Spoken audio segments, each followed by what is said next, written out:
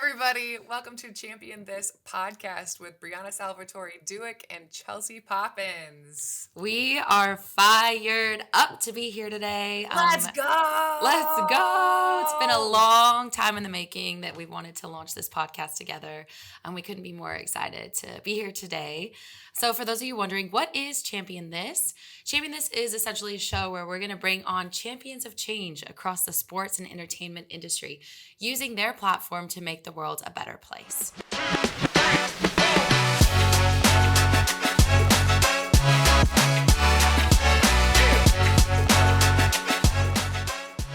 So really our heart behind this is to be able to showcase the stories of those athletes, again, using their platform and unlocking their potential as a means to not only inspire Chelsea and I, but hopefully inspire the listeners as well.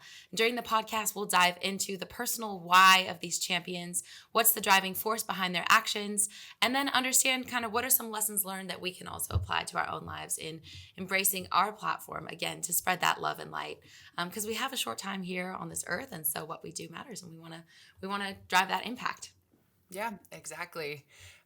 So what kind of started this idea of doing this podcast with Brie and I is we played, not obviously, we played basketball together a long time ago. And so that's how we know each other. And we got to talking about just reconnecting around sport, and Brie's in the sports industry. I'm not quite in that industry as far as work goes, but we were just talking about the cool thing about NIL and even just creators in general using their platform for good and positive impact across the board, whether that's in the US or abroad. And we found out that we had a lot of really cool friends out there who were doing really cool things, and we wanted Yep, to create a 100. space. Yeah, we wanted to create a space for them to story tell and to share their stories, share their background, share their why, and share their heart. But we also wanted to like inspire everybody because we felt inspired through the people that we know, and just the conversations that we were having, we were like, let's go. Like, we were getting fired up. We were getting amped. Yep.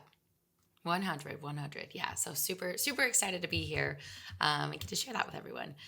Just to kick us off, I would love to hype up my girl, Chels. For those of you that don't know, Chels is a boss in every way. As Chelsea said, her and I met in Switzerland when we were both playing pro basketball. She used to come over and sleep on my pull-out couch. She was one of the only pro players who had a car. Homeless. So no, she wasn't homeless, but she would mop through to my city, Lausanne, and we became really close and just immediately saw her heart. And it was so beautiful and uplifting and encouraging and full of light. And again, she really embodies what it means to be a purpose-driven athlete. But yeah, a little more about Chels. She's a former WNBA pro hooper in Europe as well. She played for 7+ years overseas. She's the chief operating officer at a marketing firm. She also is the founder of CKP Athletics. And Chels is a bucket on the court. We just played a 3-on-3 tournament with her and our girl Hannah O'Flynn at NBA All-Star Weekend, and we won. And I just was feeding Chelsea. Get that game winner, baby. Let's go. Buckets all around. She's the bucket. I would say we still got it. We still got it, though, with these old knees. But for real, Chelsea, I'm so honored to get to co-host this show with you. You really do exemplify, just being a light in your community and an inspiration to all. So, yeah, couldn't be more pumped to host with you. Thank you. Well, it's going to be hard to follow that. Well, we have Brie here. She's also, of course, a former pro hooper. She's a fellow bucket, United Nations alumni. She's a sports strategist, hoop bus advisor, an impact-driven athlete. And so, Brie was a lot of the heart behind this because it's what she's doing for a living, is focusing on like that impact and the positive impact of sport. And she's just an all-around badass, and I'm thankful to call her my friend. And she's been such a light to me and everyone that she encounters. And I'm really excited to be partnering with this podcast with her and see where this goes. Oh, thanks, Chels. Very sweet. Yeah, same here. Let's go. So let's kick this off, Brie, by you telling a little bit about your background, how you started playing basketball, and what the sport means to you. Yeah, for sure. So sports have meant so much to me, like many of our listeners here, for you, Chelsea, as well. But for me in particular, I started playing basketball when I was in the fifth grade, so 10 years old. I was completely trash when I first started playing, but it was wild because I was kind of a little bit of an awkward kid. I'd had a harder time connecting with other kids. My own personal story, I unfortunately lost my birth mother to a car accident when I was quite young, when I was about almost 3. And I think as a result, I just had kind of clammed up a little bit, had a little bit of a harder time connecting with other kids, just in my shell kind of. And basketball was this incredible tool to really help me connect with other kids, to find confidence in myself, to have fun. Even though at first, again, I was completely trash, like least Hard to athletic. believe. Hard No, to no, believe. so bad. Last to come in on the freaking suicides. I'm like struggling there. But then I really I found my safe space, and I found my community. I found my friends. And then I started getting good because my dad went all in. He's like, yes, we will go to all the clinics and all the camps, and you will play on 5 basketball teams, including a boys basketball team. He was about it, dove in head first, and I was about it. And it helped me to really, again, find that confidence in myself. I went from being a kind of an average um, student to like getting straight A's. I was like, eventually like went on to be on the take on some leadership roles in high school, for our student body government, head of commissioner of athletics, all those different things. And I think my the confidence that I gained through sports have helped me to be successful in my life. And I probably over index on like sports metaphors at work, where my my colleagues and my friends are like, all right, calm down. They're like, you can But tell she's a jock. exactly, exactly. So yeah, basketball's meant so much to me. I had the chance to play in college at UC Davis for Jennifer Gross, Joe Teramoto, Matt Clement, Dezabeta. Truly the best coaching squad in the NCAA. That's my hot take, but I'm sticking with it. And then went on to play professionally in Switzerland, which is where we met. And throughout all those experiences and other opportunities to play around the globe, in Togo, in China, around Paris, all around Europe, I've really just seen the beauty of sports again as a connector to break down those cultural barriers, allow us to build those bridges with people that are different than ourselves, and again, spread that love and light. So that's kind of why my own personal why, which is sports as a tool for good, is so deeply ingrained into like the essence and the DNA of who I am. It's kind of goes back to my own story. Yeah, so that was long-winded. I'll stop. But No, that was good. That was good. I yeah, agree. I agree with you. As far as like it's such a huge connector sport. Same for me growing up. Like I grew up on a farm shooting hoops in the haymound, uh, super country. I would I love that. also say I was garbage, but I was I don't believe probably it. I was most called unorthodox in the nicest way. I love that. Let's go. Unorthodox. Wait, what were you like when you were first playing? What do you mean unorthodox? I was a hard worker. I think Mm-hmm. that's the best way to That's on say it. brand for you. I Yep. was a really hard worker. I would outwork everybody on the court. I might not have been the best, but I Yeah. was definitely gonna outwork every single person out there. And Yeah.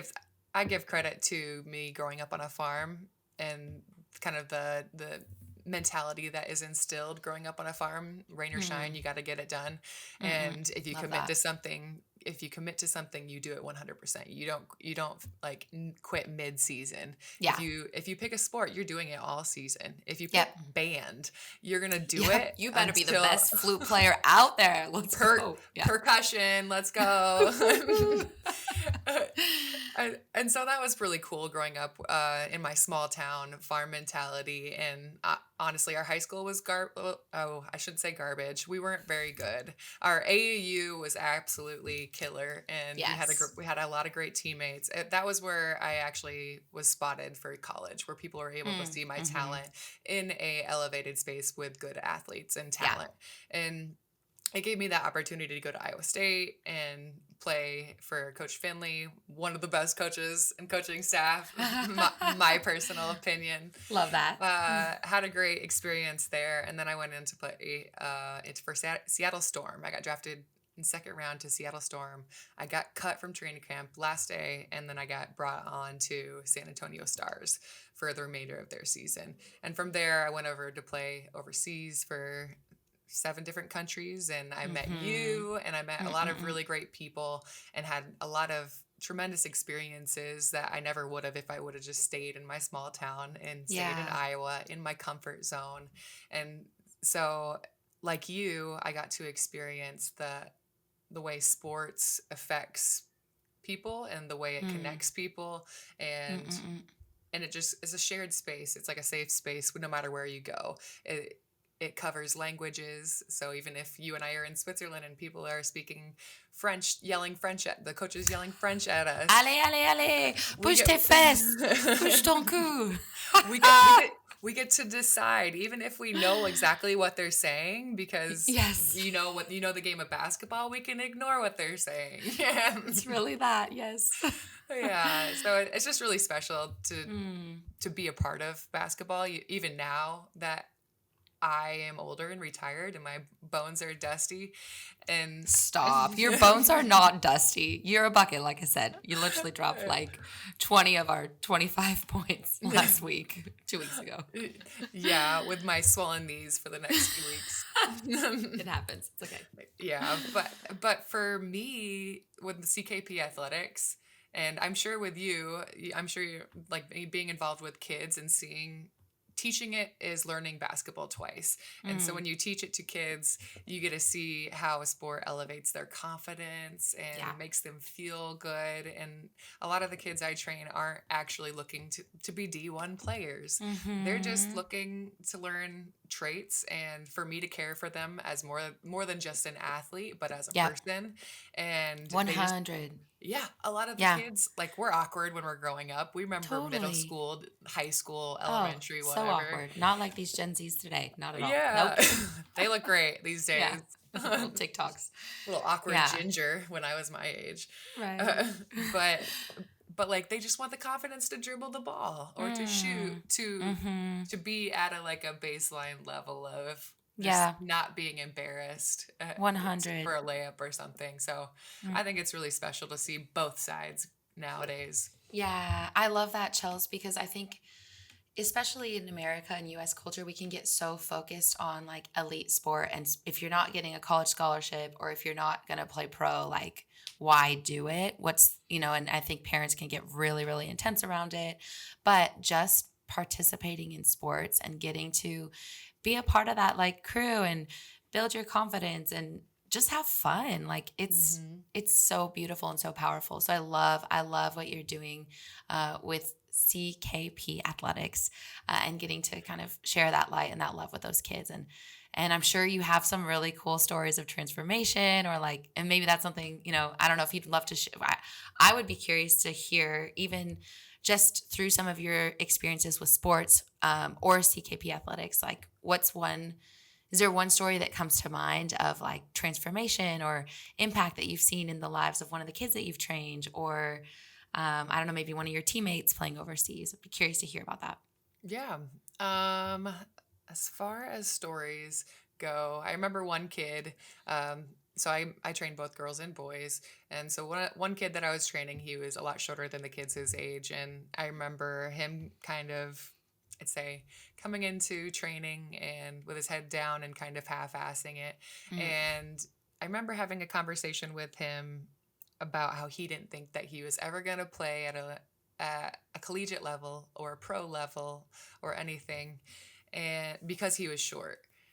And I remember telling him, I was like, "Do you see all these athletes out there who are short, but they're just outworking everybody else out there?" And I had like kind of a pep talk where I was telling him that he is capable of doing whatever he sets his mind to, that there are athletes who are like undersized and doing it, and so he is fully capable of doing it. And the light switch in his mind changed from that day forward, and his parents even told me that he was just more eager to learn, more coachable. His work ethic was there. He was just dialed in, and he is much more passionate about the sport after that. And mm, I mean, I haven't seen him for a long time, but even if he doesn't go on to play pro ball or play at the collegiate level, I think just understanding that you're capable of doing whatever you put your mind to, as long as you're willing to put the work in. Yeah. Yeah. I think that's really special. Yeah, that's so cool, Chels. I love that. And I love yeah, your heart's beautiful, your encouragement, those words in that moment, like the ripple effect that that could have in his life, could be massive. And it's so cool to kind of see that switch in his heart too. I love it. Yeah, It's but awesome. imagine if people didn't pour into us at that age, Mm, or didn't tell us that we were capable of doing those kind of things. yeah, Yeah. 100. Yeah. Yeah, I Do hear you you. have anybody that like poured into your life growing up that changed besides your dad? Because obviously he was pouring. He was absolutely It was pouring. raining. It was pouring. There was a It was flood. it was a flood. It was so good. No, of course my dad, he sacrificed so much for me, popping around to all the different clinics and the camps, and like we would drive out. So I grew up in Orange County, and we would drive to Riverside, like far into Riverside, 3 times a week for my club practice, which would take like 2 hours on the way out because of the traffic, then an hour on the way back. That's just, that was his vibes. That's what he did. And then my mom, so my birth mom passed away, but the Lord gave me another mom named Sandy, who's amazing and beautiful and lovely. And she also has just been such a champion of me in so many ways. And I think she really inspires me in many ways and really supported my basketball journey and my career, but also just like the way that she shows up in life and like the light that she brings and all those things, I think have been really inspiring to me. But yeah, I've also had the most incredible coaches. Like I said, Coach Jen Gross, head coach at UC Davis, Joe Teramoto. They're married with 2 kids, which we love, that whole family. Matt Clement as a beta, the entire UC Davis basketball coaching staff has really just also poured into me, and then had amazing high school coaches as well. So I've been really, really fortunate to get to learn from the best. And I think that's held me to a standard as well of like what it means to be a great leader and what it means to, just recognizing that there's so much. We as humans, the light and the love that we put out is contagious. And I really think it's pretty black and white. You're either encouraging or uplifting, spreading that love, or like, I don't know. I feel Or like you're it's not. kind of one or the other. Yeah. Or you're Yeah. not. Exactly. So I've been super fortunate to get to, be a part of that. It's been really good. Chelsea, I also want to I want to switch gears a little bit. Something our listeners might not know about you is that you also do color commentary. You're a color analyst for ESPN for the Iowa State Cyclones. So would love to hear like a little bit more about that experience. Also some thoughts on the state of women's basketball, and also what this means for your women and girls more largely, and for our society, the elevation of women's sports. Mm-hmm. Yeah, so I kind of stumbled into ESPN commentary. I think I got recommended by Lindsay Finley, and I think she was trying to get out of it, so she recommended me. And I initially didn't want to. I was scared to do it. Was scared of getting canceled on live television. I was scared of speaking events, and so one of the morals and the values that I live by, which is kind of a pain for me, is I'm going to lean into things that make me uncomfortable, because I'm always seeking growth. And so I started doing it. I remember my first game. I was sitting there shaking mid game because everything's so fast paced, and I was just trying to keep up. Yeah. And trying not to get canceled or say anything that we're not supposed to say.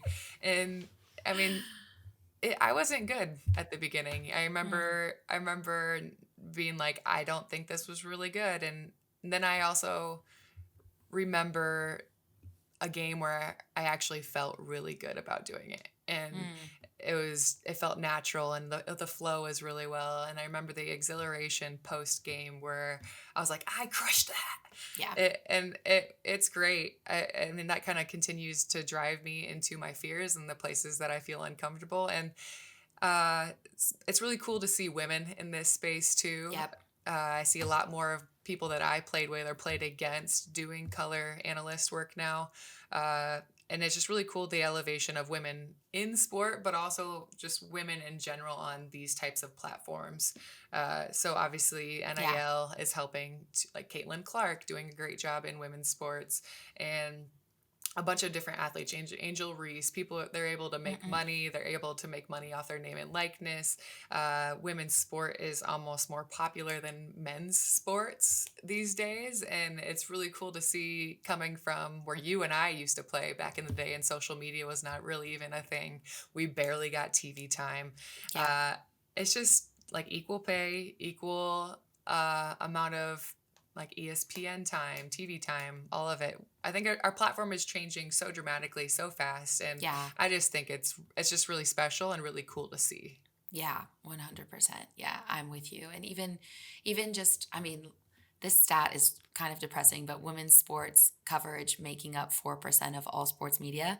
That was the stat, I think, 5 years ago. Now it's increased to 15%, according to a recent study by Wasserman, if you take into account like digital media as well. But we still, despite this like amazing increase in viewership, there still is that, that kind of disconnect and inequality that continues to be at play. But I'm so excited, like you said, because I think the excitement, the interest, like all of the things, like women's sports are on the rise, and people, we recognize that fandom is increasing year over year, viewership, all the things. So pumped to see where we continue to go here.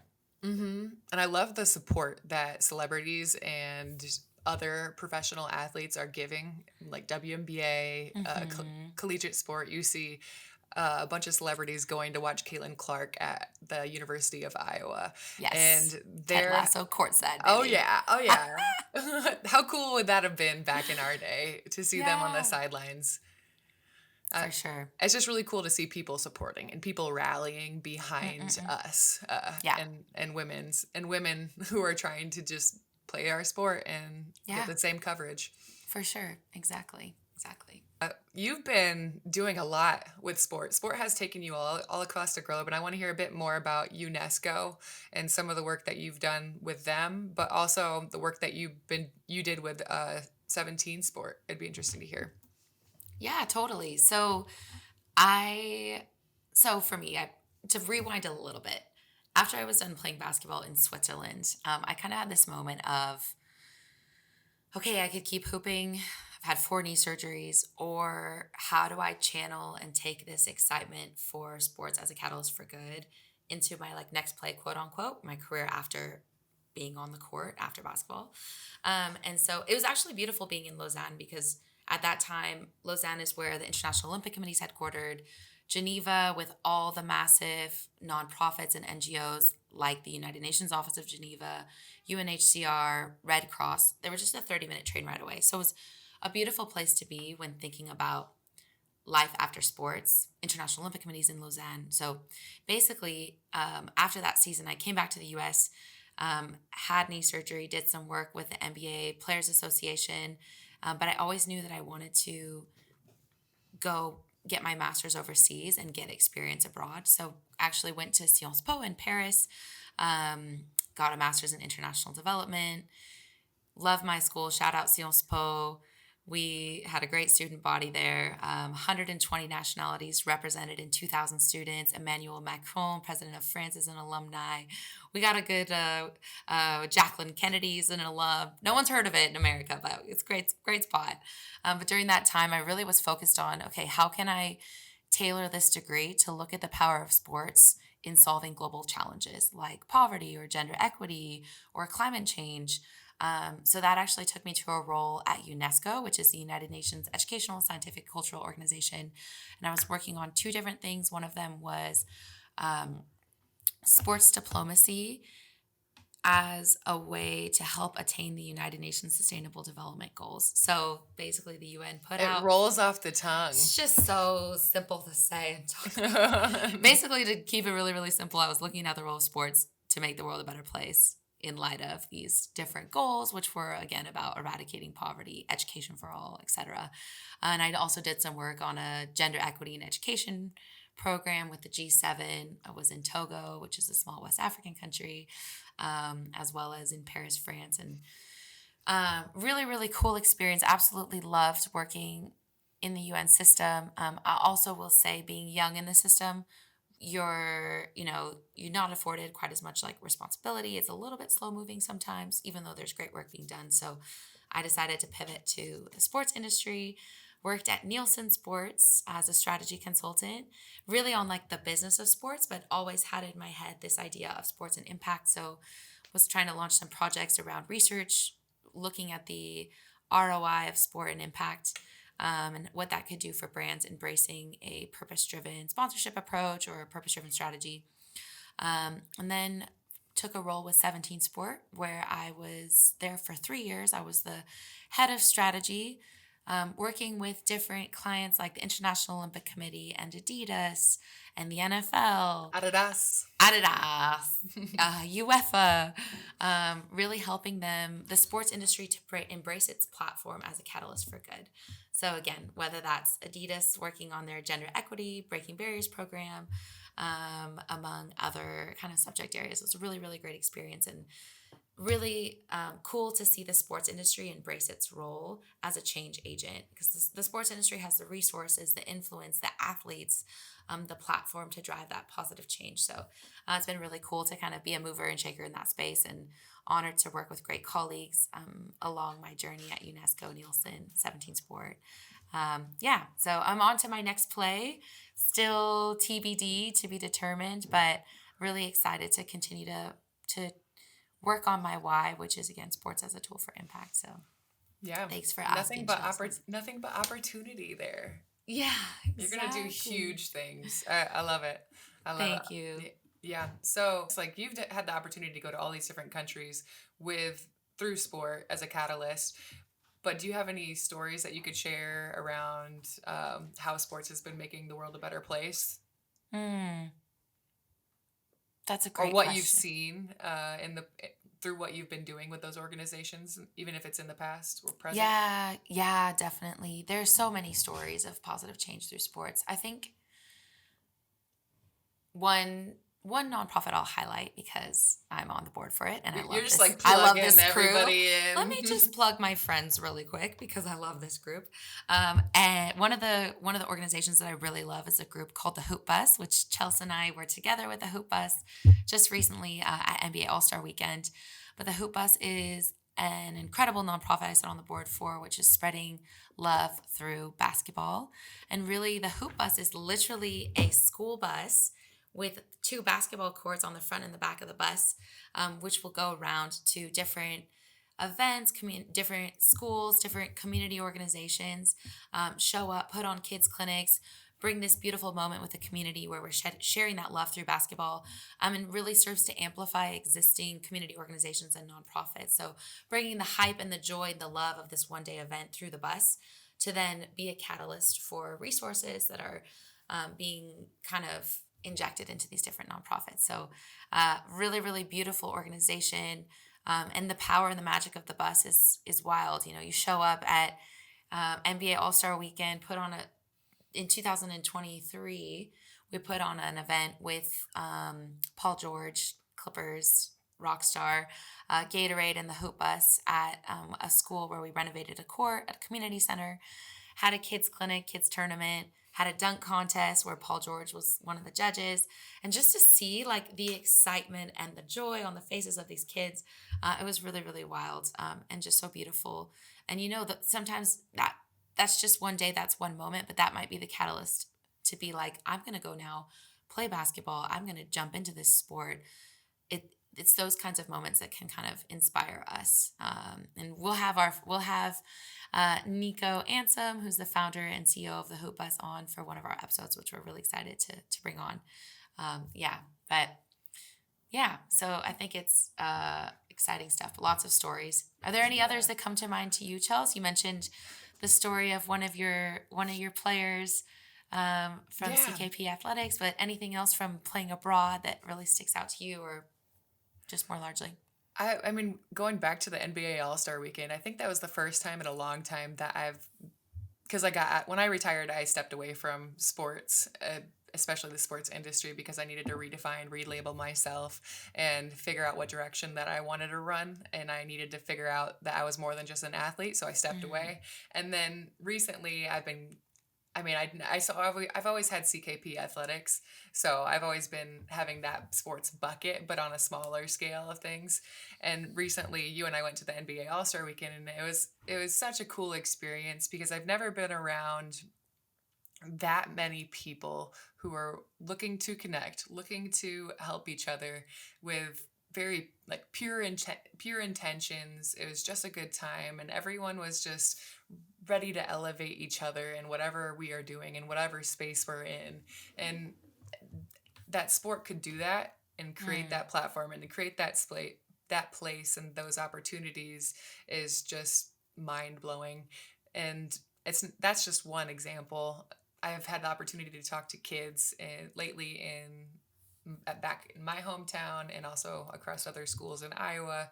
And just the fact that you can go by in. talking to kids, just to hype her up really quick, she's like leading assemblies with like 2,000 students in the crowd to inspire them. So, yeah. When you say assemblies, it just brings me back to school days. Yes. So, most recently, I talked to some elementary kids and for Read a Million Minutes. And so I got to talk about the importance of reading and how it can take you on adventures long before you ever able to go on adventures for me as a pro athlete. And just to be able to go in and tell that like kids that were once exactly where I was sitting that they can do whatever they set their mind to. They can Yep. dream big. They can dream whatever dream they want to do as long as they're willing to work hard at it. And it doesn't have to be Mm, sports. It doesn't have to be sports. It could be being an artist. It could be being an astrologist, a veterinarian, whatever you want to do, as long as you're willing to work for it. yep. And sports gave me that platform. Mm, And so that was like a way that I was able to use my platform and get back into it after I had already retired, when I thought yeah. my athlete and my sports career was done. But it's like God telling me that there's more juice in you. Like A you can hundred. go in and you can come full circle and you can go back to these schools and tell these kids that they're capable of doing more than just Mm, not that it's bad to stay in your hometown, but to expand your perspective, to go and do uncomfortable things that are going to help you grow in the long run as a person, as an athlete, as pretty much a well-rounded individual. And that's just a way that I think the world on a smaller scale makes the world a better place. You yeah. don't always see those things happening, but you see the people that are in the limelight using their platforms, whether that's for good or for bad, but you don't always see like the small impacts that we are able to make every Mm. single day. I love that. I love that. So beautiful. So true. Such a good word. I think that's a great segue. Would love to, this our podcast is about bringing on those athletes and entertainers across the industry using their platform for good. So, my question for you, Chelsea, is what role do you think that athletes and influencers, entertainers can play in this space, and what's their responsibility? Yeah, give me some insights on that. I think everybody's platforms have changed tremendously in the last 5 years with social media, and anybody can have a platform, whether they're a digital creator, they're an Mm, entertainer, whether they're an athlete. And to me, if people are not using their platform for good, then they're wasting their platform. mm, mm-hmm. They're in the limelight, and if they're just twiddling their thumbs and existing on that stage, I think they're wasting their potential. Yeah. And I just personally just don't understand anybody who wouldn't be wanting to do something good with their platform, because Mm-hmm. giving back helps fuel me. Helping people helps fuel me. And so I wouldn't understand it, but I think it just creates a lot of opportunity for anybody, no matter whatever arena they're championing. Yeah. Da-da. But it's just, I don't know. It's really cool to see how everything is developing, and there's so much opportunity and space for each and every person that's a part of it. Mm-hmm. Love it. Yep. Yep. And I think there's something too about like when we're tapped into our own personal purpose and really understanding, okay, God, what do you have for my life? What is my plan and my purpose? Like the giving back is a natural outpouring of that. And so yeah, I agree with you in terms of like athletes leveraging their platform, or people in entertainment who have worked hard for that position. but also in the same respect, like, now what do you do with that? How do you give back, inspire the next generation, inspire those around you? I think that's massive. That's huge. We have a responsibility to kind of play that role. So yeah, Hmm. super fired up to get to bring those guests on. I think it inspires us, Chelsea and I, and then also hopefully to inspire everyone listening as well, which is Yeah. great. Only good things ahead. Uh, Yes. so we're super excited to get this rolling. Excited to have our introductory podcast going. Yes. And if you like this podcast, like, share, follow. We love feedback. So just whatever thoughts you have, whatever recommendations, if you want to be a guest on the podcast, reach out. But big things coming. Yep. Let's go. Big things coming. Whoop, whoop.